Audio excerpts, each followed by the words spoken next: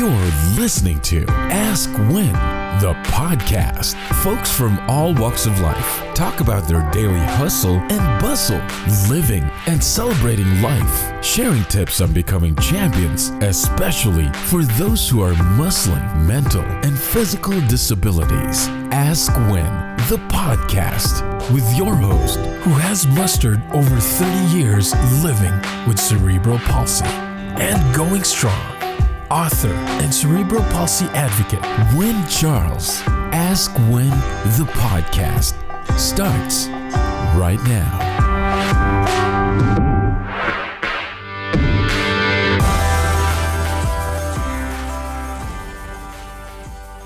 Welcome to Ask When, everyone. And today I have Mike with me, and I'm going to let Mike take it away and explain more about what he does. And so you take it away and explain more about what you do. Okay, well, thank you very much. And hello to all your listeners. Essentially, I have two podcasts. One is the main one. The other one was only launched recently. The main one is called Genuine Chit Chat. And essentially, I do similar to what you do, Win. I have a different guest on each episode. I speak to them. I normally speak to them for around an hour, maybe up to 2 hours. And I just speak to people who I find interesting, much like yourself. You know, I have people on who write cool books or travel around the world or have cool businesses or all kinds of different things like that. So anyone who has an interesting thing to say. The tagline of the show is honest conversations with interesting people. So that's what I strive for. And the second podcast I have, which only launched recently, is called Star Wars Comics in Canon. It's just me talking about Star Wars comics. So yeah, there's not much else to add there. A lot of speed your passion now. I was going to say, since we're all stuck at home now, and Mike is over in the UK, and the UK's being locked down as we speak. But since we're all stuck at home now, and I'm going to use a work analogy, if you are so passionate about something and your colleagues are sick and tired of you talking about that, why not use this time to start a podcast so you can at least get your passion out of your way? And why not use this time, since you're working from home anyway, those of you that do have a job, why don't you use the evenings to get your passion out? Yeah, I 100% agree. I definitely second that. I say if anyone is thinking about starting a podcast, if someone like I can do one, then anyone else can do one. Seriously, just have a cool idea, make sure that you want to do it, and go for it. Everyone should have their own podcast. Why not just talk about things you enjoy? That's what life is. Yes, exactly. Hello. So if your colleagues are sick and tired of hearing about your cookie baking, just take it out on the podcast and do it. And now is the perfect time to do it. Although I don't think Amazon would be helping you get the microphones and stuff, but you can at least plan the ideas out while you're sitting at home, and gives you something to do. 100%. Yeah. I mean, as I say, there's lots of on Facebook and Twitter and all the social media sites, there are loads of people involved in podcasting. And if you ever ask anyone for help, people are always happy to oblige. I myself, if you find Genuine Chit Chat on Twitter, you can send me a message. I'm happy to help anyone set up. I've helped 2 or 3 of my friends actually set up podcasts. So, one of the reasons I started a podcast was actually because of basically the anecdote that you used, Win, is people were saying that I talk far too much and all the time. So the way I remedy that is by talking the same amount just at home a lot of the time and record it. And yeah, just at home a lot of the time and recording. No, and I understand that we're all dealing with the same lone epidemic right now, aka the coronavirus.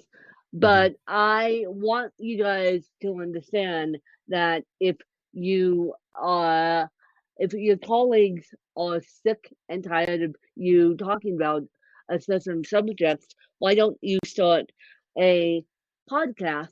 So, Mike, that being said, what has been the favorite episode that you have done? Oh, that is a tough question. I'd say one of the more recent ones that I've done, I'd say would be one of my favorites, and it's a two-parter, and it's with three guys from another podcast, which is actually my personal favorite podcast, and I was very honored to have them on my show. Their podcast is called In the Black. The three gentlemen, they're from America, and essentially I had them on my show. The episode came out, it was only a few weeks ago, so it'd be one of the most recent ones. We basically speak about issues from a different perspective. I myself am a white 26-year-old English male, so I come from quite a lot of privilege in that sense of the wider world. So I like to try and listen to a lot of podcasts with a bit of variety from perspective, so that I can try and have a more balanced on myself. And these guys from the In the Black podcast, they speak about things from the black perspective. Essentially, they speak about a lot of issues which get raised both in pop culture and social sort of circles and all those sort of things, and they all have different perspectives on it, and they all talk about them. And I had them on my show, and I asked them some questions, and we had a really, really good chat. We spoke about a lot of things that I've been wanting to discuss, but obviously because I'm a white 26-year-old millennial, it can be misconstrued sometimes. So they really appreciate the honesty that I had, and we had a really, really fun chat. So that was the favorite one I've done, I think.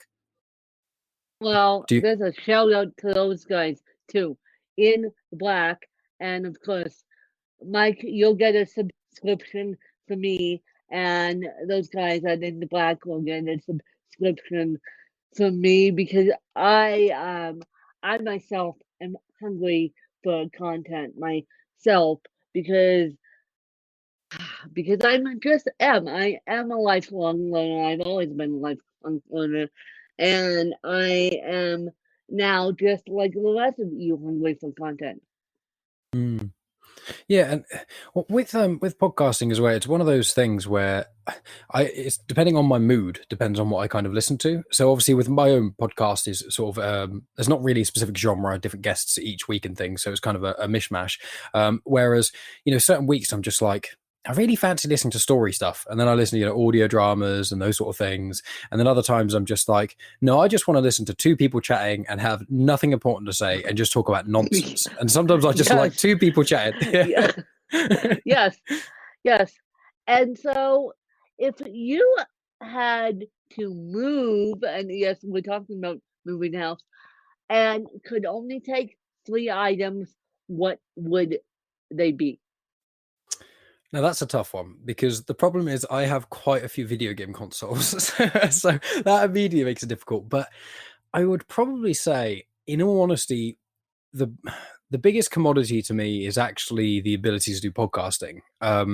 Anything I've got hundreds and hundreds and hundreds of DVDs, which my girlfriend hates, and like big bookshelves of them and things. So I wouldn't bring any of those; far too heavy, and things are streaming now a lot. So I think I'd have to say my laptop. This is kind of cheating. I have a box, like a carry case that I keep all my podcasting equipment in. So if I can bring the box with all the equipment inside, and that's cheating, that can be my second item.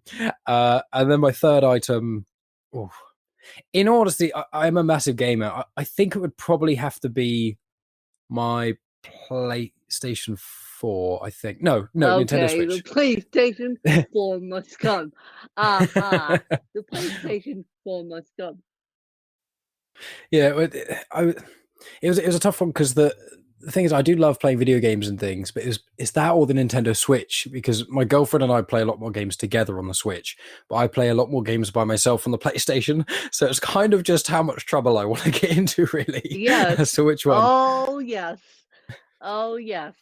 And so, if your best friend was going to write a book about you, what would the title be?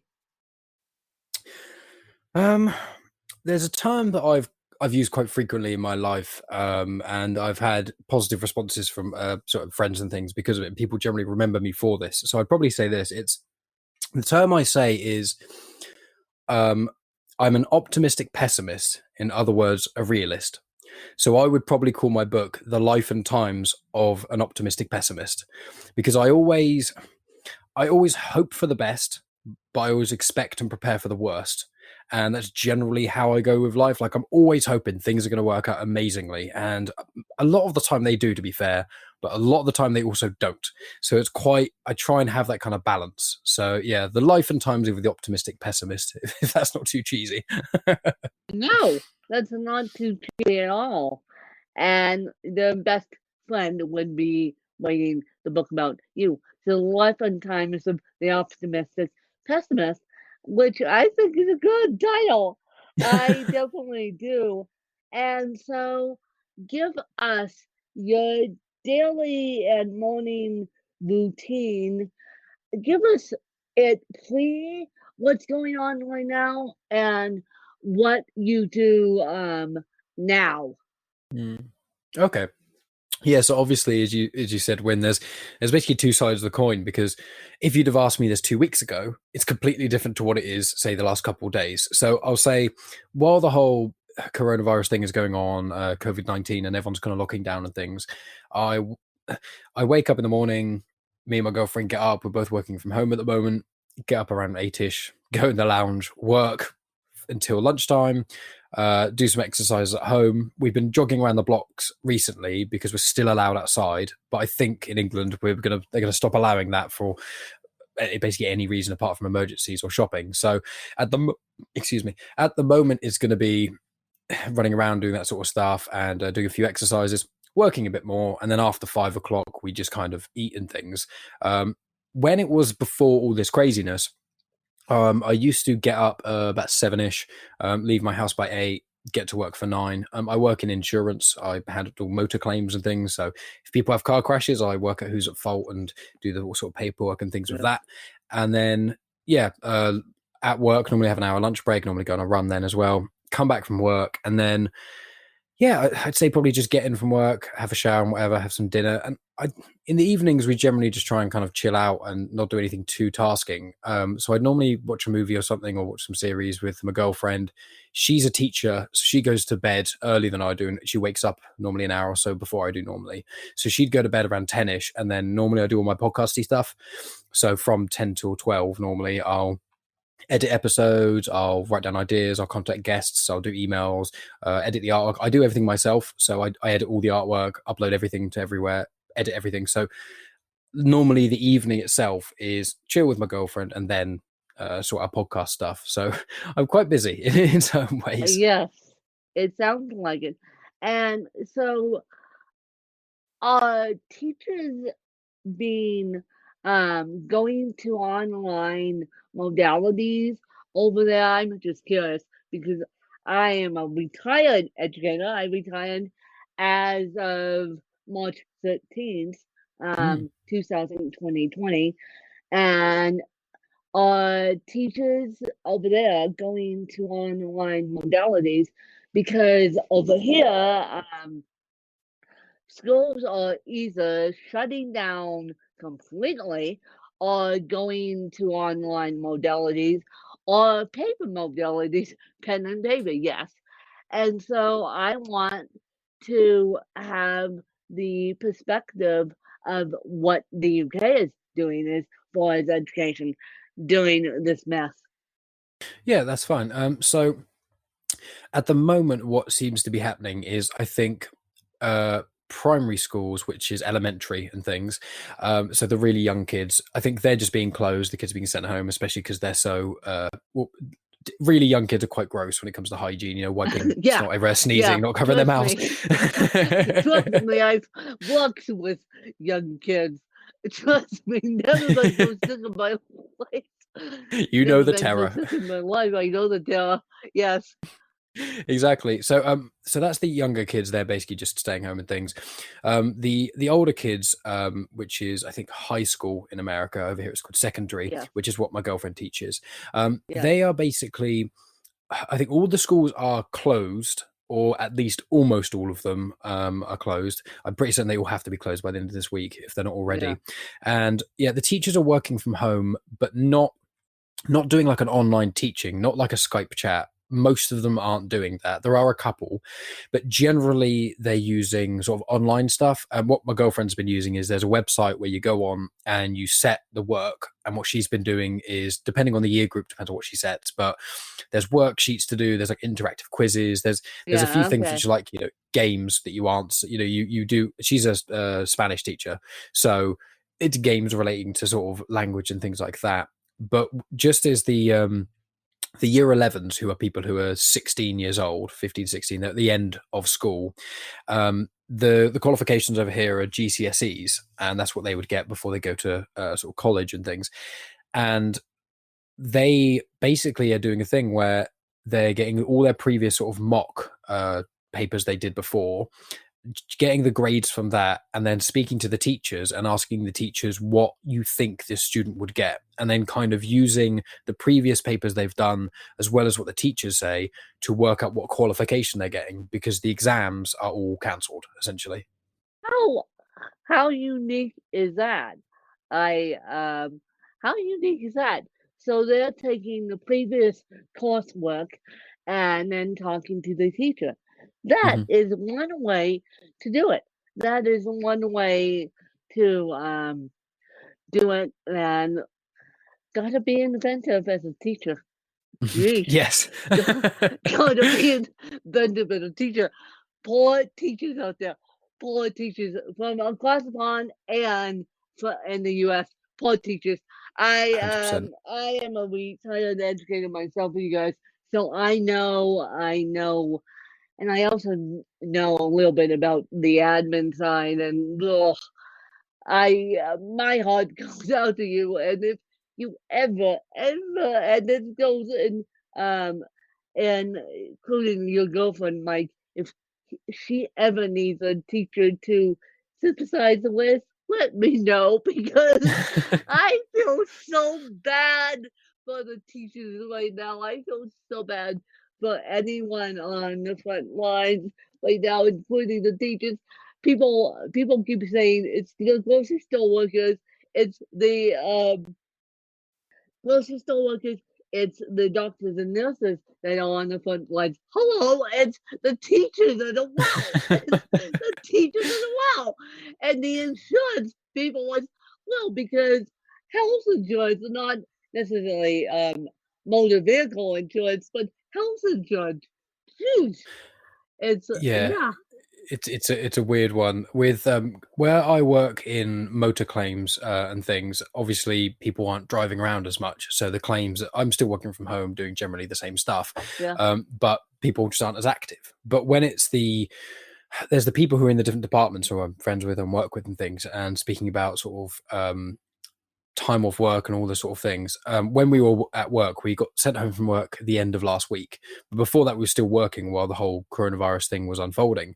And every few minutes, my colleague would get a phone call, people asking, what's going on with the coronavirus? What am I insured for? What is this? And the problem is that because this is an unidentified virus that, apart from, I think, the end of last year where it was first spotted in China, to my knowledge before that, no one's ever really seen it before. So it's not written into any insurance policies. So no one, I think there's one insurance company. Under anything. Exactly, yeah. I think there's one insurance company that might, their wording is a little bit vague, so you might be able to get a claim. But apart from that, it's just, because it's an unknown virus, they can't insure against it. So it's a real unpleasant situation to be in. It's a big mess, really. Yeah, it's a big, huge mess.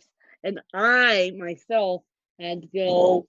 I had to take a little trip to the ER on Sunday, and my local ER, because I wasn't listening to the universe. The universe was saying to me, slow down, and because I have cerebral palsy. And so the universe gave me a good whack. And needless to say, I cracked my head open again, Ooh. which that wasn't a present. So on Sunday, I ended up going to the ER, and I only spent 5 minutes in the emergency room, but that's beside the point. But the ER was so cavalier about me coming in with a head injury that they just wanted to. And so Oh, basically, what happened was they said, "You're fine. There's nothing we can do for you. Go home." And so that's what that's what happened. And a lot of people know that my particular eel is not the biggest eel on the planet, but it's interesting how people reacting or not reacting to coronavirus. yeah, it's very interesting. Like I've So, got certain friends who live around them things and work sort of around the hospital and things, and they say, yeah, it's complete pandemonium. It's manic. but when you guys, they barely gave me a mask. They barely gave me a mask. I I was smart enough to say to them as I stepped out of my mom's stepmom's vehicle with my aide in back seat, my mom driving, and I said, "Can I please have the mask before we go in? Because I have a weakened immune system and I am coming in with a head injury." And so they barely gave me the mask. And it's like, I understand that masks and gowns and gloves are all um, gold right now, but you gotta understand that the other people that don't have coronavirus still need care. Hmm. Yeah, I completely agree. Yeah. And it's a mess right now. It's a mess. So, Mike, as we wrap this interview up, do you have any questions for me? Yes, I do. I want to ask you. Start. Obviously, we spoke a little bit in the start about it. Essentially, what made you individually want to start a podcast? And bouncing off that, when almost I should ask this the other way around. What was the first podcast you ever heard? And then from there, when did you decide you want to start your own podcast? Well, the first podcast I ever heard, which I'm still a subscriber to this day, and I listen to her on and off, is Joanna Penn of thecreativepenn.com. And if you Google my name, you will see her interviewing me at now she doesn't do it anymore. She's so booked out that I got the luxury of having her interview me on her podcast. So that was via YouTube, by the way. That wasn't necessarily on the podcast, and although it might be, but I listened to her because at the time I was writing a book, and that book is still available on Amazon. I Come a Win, and yes, it's available on audio, and yes, Audible's discounting whatever they can right now because of this crazy time. And so I started listening to Joanna Penn of the Creative Penn because I needed help writing this book. And Mm. so, and then what made me start a podcast is when I searched in Apple Podcasts now for a podcast about cerebral palsy, there was absolutely nothing, and I'm not kidding, Mm. absolutely nothing about cerebral palsy. So I'm like, this is gonna be my niche market. And the last time I checked, um, 17 podcasts about cerebral palsy, 3 of them belong to me. Wow, that's awesome. And just sort of jumping off that a little bit as well. I mean, what you've said there is great, and the niche that you have obviously initially cut out for yourself and things is good to hear. There's other sort of podcasts now as well, but with yourself, what you've done is amazing, and the fact that you want to speak to so many different people is really really cool. And I know personally, obviously, how hard that can be to try and get so many different guests on every week and that sort of thing. But I want to also ask, obviously, you said about Joanna Penn's being the first one and one of your favorites. Is there another one of yours that is like a new regular favorite of yours? If you could just choose like one or Oh, something. yes. Oh, yes. And I actually was lucky enough to go to a conference with this person as coronavirus was unfolding. And Mm. here's another one that you guys may want to listen to. It's an interview based show, and it's called Podcast Junkies, run by Harry Durant. And Harry Durant is a phenomenal interviewer. He's also a phenomenal friend now. And so Harry Durant is based out of Milwaukee, and I've had him on the podcast as well. And he is just a dynamic interviewer. And so Podcast Junkies is another one. And yeah, and I have been so busy that I haven't been able to sit and listen to my two favorite podcasts, one across the pond and one in the US. But um, because I think more and more people are wanting to share their stories and wanting to get new content. I mean, I've watched my download numbers on Ask Win blow up because people are sitting at home. They're wanting me to interview guests. I mean, I have had interviews back to back to back to back. I barely got lunch in today, you guys. So that's that's how I stand. I mean, I didn't know that my voice was going to be so powerful. I came up with this tagline, Voice for the Voiceless, in 2019, and I actually did come up with it with someone sitting at my house. And she goes, "Yeah, you're going to use a tagline. I knew you are, but I didn't realize that Voice for the Voiceless would stand, these Mm. crazy times." And I didn't realize that all these podcasters now, including me, are the beacons of the light. Exactly. And it's wonderful. It's one of those very gratifying things of when you start creating content and producing it and releasing it for people, when you actually start getting feedback of people telling you that they're really enjoying it and you see your numbers going up, people are consuming the content and things. It's so gratifying. It makes you feel like what you're doing is like, obviously it's a passion project. You're doing it because you want to do it, but it does really add and give you more fuel when other people are also really enjoying it as much as you are. Yeah, because no, I think that podcast consumption has gone up. Those of us who do it, those of us who listen to it, podcast consumption, aka the coronavirus apocalypse, has brought the podcast as a whole new audience because um, people waiting at home because the internet is so bad. I mean, I tried to do a Facebook Live this morning from my house and it said connecting, connecting, connecting.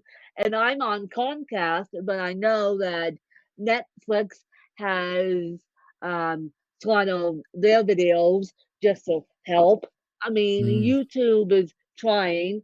Everyone's everyone's now trying not only to get on the internet for work, but get on the internet for pleasure reasons. So if you can stick a podcast in your ears and call it good, that makes me and Mike happy. It definitely does, yeah. And anyone who enjoys it as well, that's a great part of it too. And as you say, with this whole apocalypse, as you put it, it's hope, fingers crossed, it will ease up, and over time, things will generally go back to normal. But I mean, trying to be sort of optimistic in some ways, the silver lining is that for us content creators, it's not really been a better time because it's everyone, as you say, is stuck at home with nothing to do, so they can download our Yeah, podcasts and listen to them. yeah, yeah, exactly, exactly. And that being said, where can people find you? Yeah, well, so they can find the show itself, Genuine Chit Chat, which is the main one I speak of. That is on Spotify. It's on YouTube. It hasn't got video, but it is, on YouTube with a logo and things. It's on all the normal podcast apps as well. So Apple, Google Podcasts, I think iHeartRadio, Stitcher, that sort of thing. And then social media side is at Genuine Chit Chat. I think on Twitter, it's just at Genuine Chit Chat. And on Instagram, it's at genuine_chit chat. because I'm a moron and forgot to make things consistent. So, and it's on That's Facebook as okay. well. That's okay. Well, a little secret, you guys, a little behind the scenes here. You know how my podcast goes, Ask Win. Well, my assistant, when she was making the Twitter handle, apparently Ask Win wasn't available, so she put Ask Win, and I'm like, okay, just leave it, just leave it. Everyone knows it's Ask Win, and I'm like, so talk about not making things consistent there, Mike. Oy. Twitter. Oh, Twitter. And then I have to change my other handle, which is going to be a twist and a half. So, yeah, talk about things not being consistent. Anyway, Yeah. that's okay. But I best of luck craziness. And please, please, please, please, please, everyone, across the pond in the US, heed those warnings. I mean, do I have to yell and scream at you guys to heed those warnings? I mean, warnings are coming at us left, right, and center now, but heed those warnings. I mean, this is dead serious. The US and the UK is going to be like Italy now if we don't watch out, because Italy, they're letting people die from coronavirus, and it's like, heed those warnings when they say keep the kids home from school, shelter in place. Don't send the kids to the park to get them out of your hair. Just and all as a retired educator, I'll help you guys figure it out. I mean, I'm here. Just get get a grip as to what's going on. I mean, I don't care, you guys. I want you guys to be healthy, happy, and safe. Yeah, and I second that completely. It's one of those things where if you're also in a country where things aren't starting to move as quickly as you want, try and think about it of it's going to strike everywhere basically as badly as it hit Italy. It's just a matter of time. And my girlfriend, she's half Italian, so her family are living in the north of Italy, right in the middle of everything.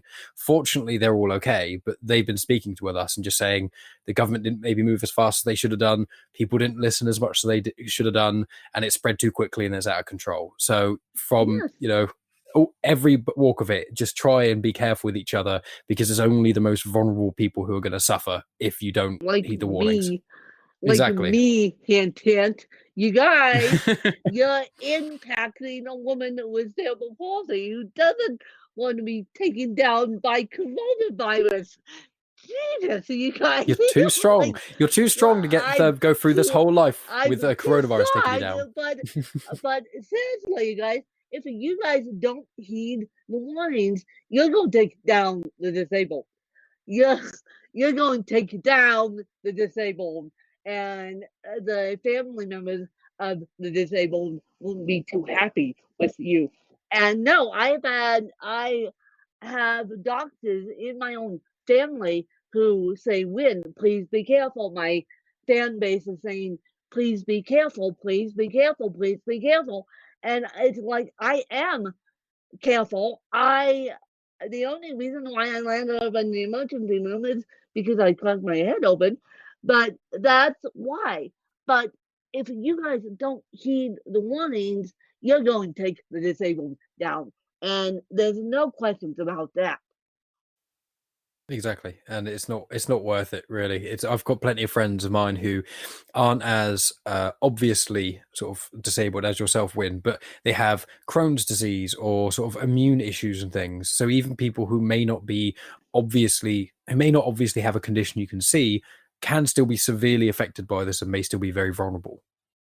And I do have a weakened immune system, and if you go look at the CDC list in the US, it clearly states, because my disability is neurological, it clearly states neurological conditions are at high risk, aka neurological condition, and then I put underneath it cerebral palsy in big bright letters, And when I saw that, I almost cried because I'm like, people were not heeding the warnings, and I'm like, okay, this journalist has to do something, me, because you people are not heeding the warnings.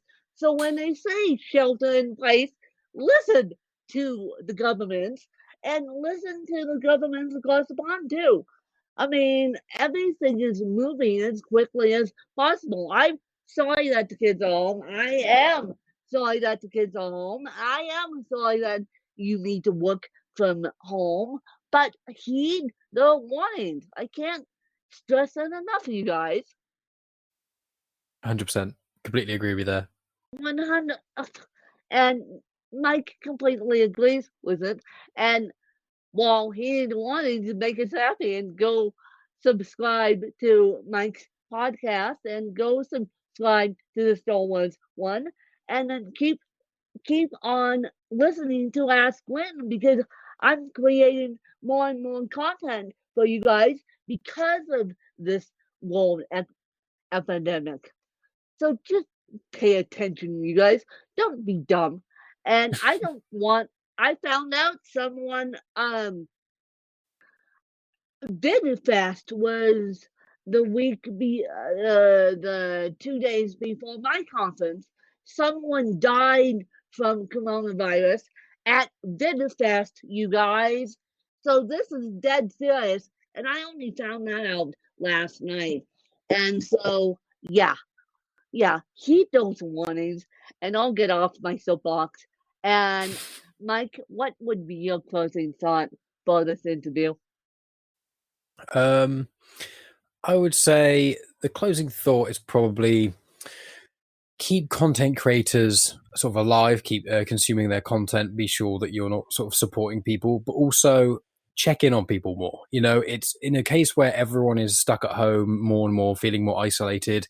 Not everyone has got a partner they live with or a family network. Some people are by themselves. So if you have any friends or family members who you know are in isolation and don't really have any contact, don't just message them. Pick up the phone, speak to them, even FaceTime them. That's one of the best things you can do. Because even for 10 minutes.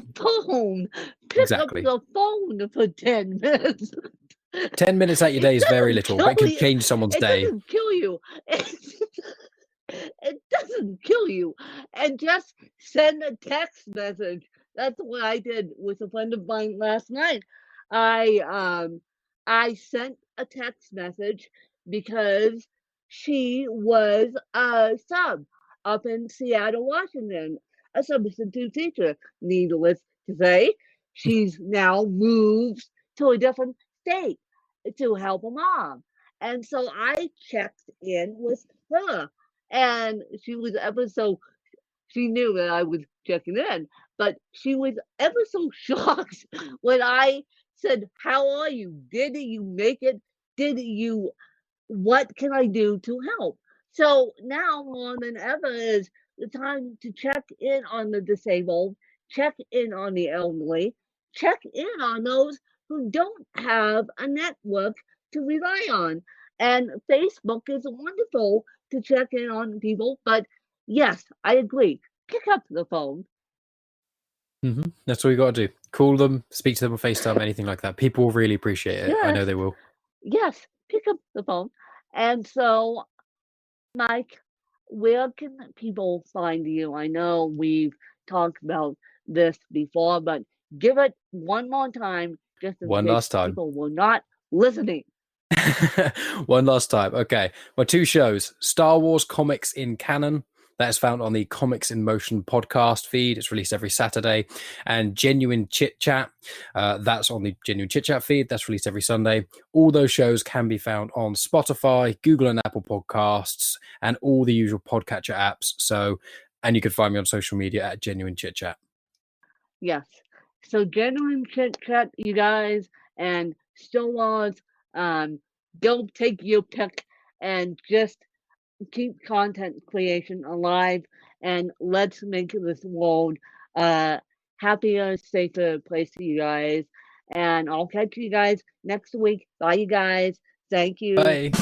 You just listened to Ask Gwen, the podcast. To become a guest in the show, visit our website at askwin.weebly.com or call 816-591-3399. Just look for Danielle.